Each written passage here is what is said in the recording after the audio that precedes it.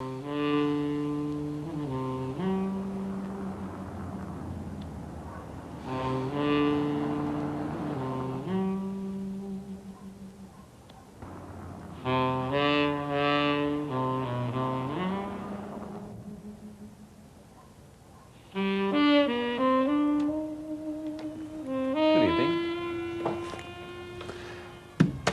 name is Alex Cox, and welcome to the Moviedrome, a season of cult films. What is a cult film? A cult film is one which has a passionate following, but does not appeal to everybody. James Bond movies are not cult films, but chainsaw movies are. Just because a movie is a cult movie does not automatically guarantee quality. Some cult movies are very bad, others are very, very good. Some make an awful lot of money at the box office, others make no money at all. Some are considered quality films, others are exploitation. One thing they do have in common is that they're all genre films. That's to say, a French word meaning the type or category of film in question, for example, gangster films or westerns. Cult films also have a tendency to slosh over from one genre into another, so that a science fiction film might become a detective movie, or vice versa. They're also generally cheaply made. Most of the films in this season cost under $2 million. Some of them cost a great deal less.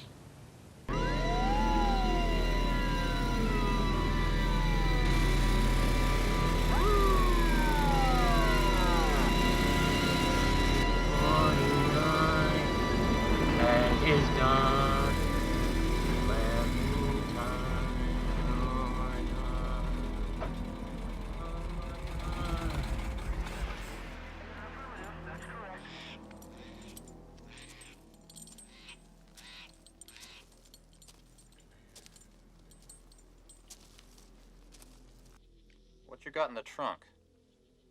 Oh. You don't want to look in there. Give me the keys.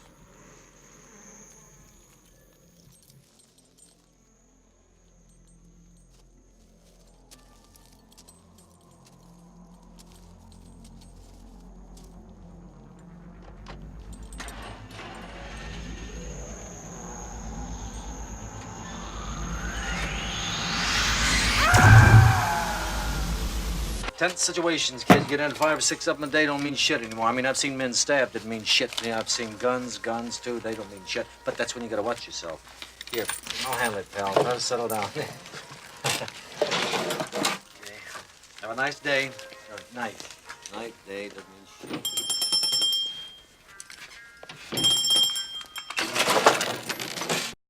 This film came out in 1984, but the themes are still very relevant. It's truthful in many ways. Do you think perhaps that's why Repo Man has had its longevity? I would like to think, yes, I would like to think the profound elements of it are what has given it its life, but I also think perhaps the music helped.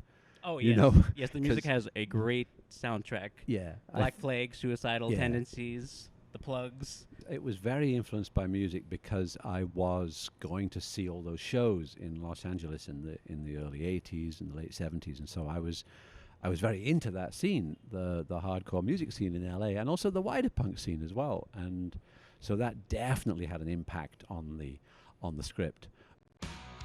Alex personally came to my extremely humble apartment, which was just up the hill from the Whiskey A Go-Go off Sunset Boulevard in 1984.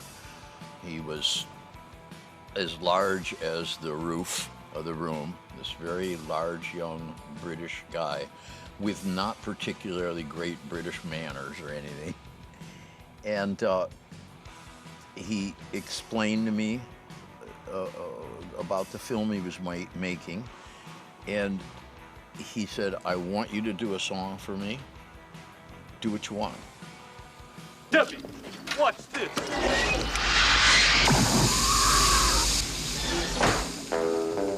Oh, dear. What was specific about the neutron bomb was to have a battlefield nuclear weapon that would conform to Christian just war principles, namely kill the invading enemy, save the military forces of the defenders, who are good guys, and they're defending civilians, and at the same time spare the lives and the property of the civilians. And that's what the neutron bomb was all about. Radiation. Yes, indeed. You hear the most outrageous lies about it. Half-baked gogglebox do-gooders telling everybody it's bad for you. Pernicious nonsense. Everybody could stand 100 chest x-rays a year. They ought to have them, too. When they canceled the project, it almost did me in. One day my mind was literally burst. The next day, nothing. Swept away. But I'll show them. I had a lobotomy in the end. Lobotomy? Isn't that for loonies? Not at all. A friend of mine had one. Designer of the neutron bomb.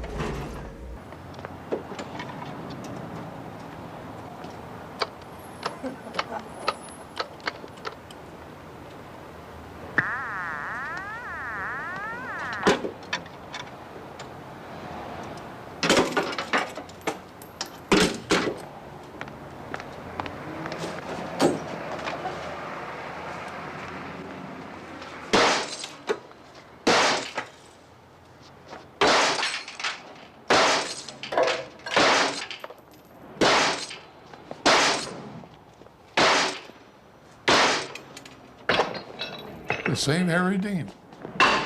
Come on. So what did you make of that scene? Violent. And the original movie was just chock full of violence. Do you think there's too much violence in the film? No, absolutely not.